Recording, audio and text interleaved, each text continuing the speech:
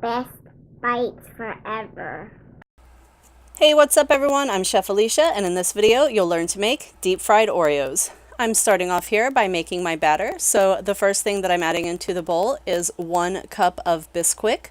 I'm also adding in 2 tablespoons of cocoa powder, and I just want to mix these two together and make sure that they are really well combined. And I also want to get out any large kind of chunks that are in there, and as you can see, I am using my whisk to mix these up. The next thing that I'm adding in is 1 cup of buttermilk, and if you don't happen to have buttermilk on hand, a really good substitution that I like to use is 3/4 of a cup of milk mixed with a 1/4 cup of sour cream.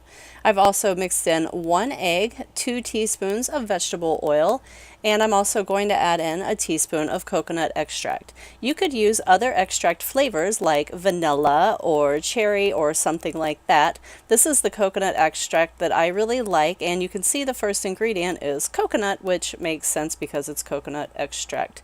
But yeah, go wild with the flavors. You know, you can kind of use your imagination with that. Mint would be really good too, I think.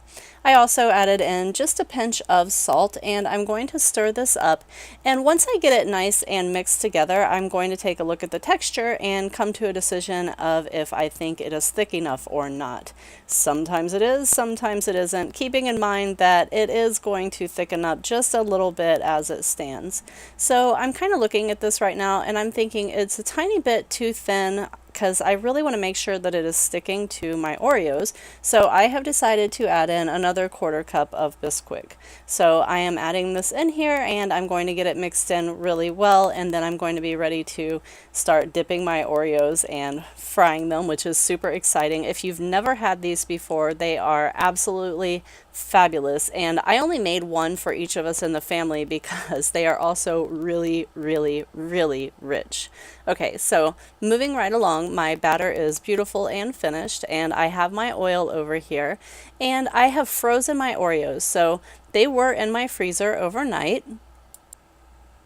I don't have my oil set on any particular temperature. I just want to make sure that when I add my Oreos in there that I'm getting bubbles. So my first one was kind of like a fail. Wah, wah. I didn't really get the bubbles I was looking for, but that's okay because I have more over here on my little plate. But I just want to point that out to you. I guess he's going to be a test Oreo.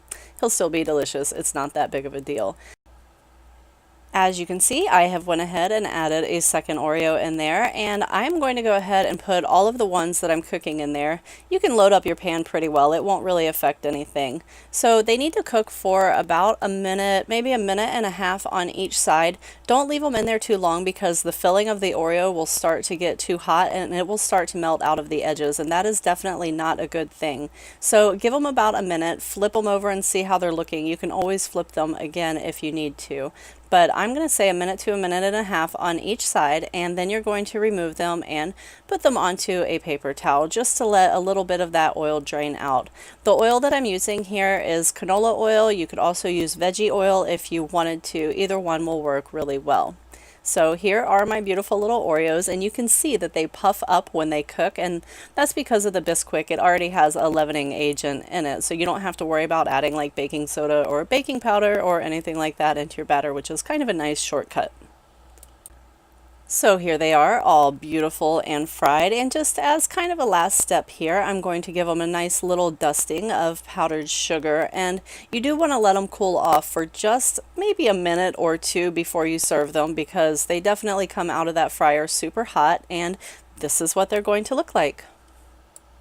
Hi again everyone, thank you so much for watching my video. Please give it a thumbs up or a like or whatever you want to call it. Also share it with all of your friends because sharing is caring. And if you're not already a subscriber, please go ahead and click on the subscribe button and be a subscriber now because you don't want to miss any of the upcoming awesomeness that's coming because it's awesomeness.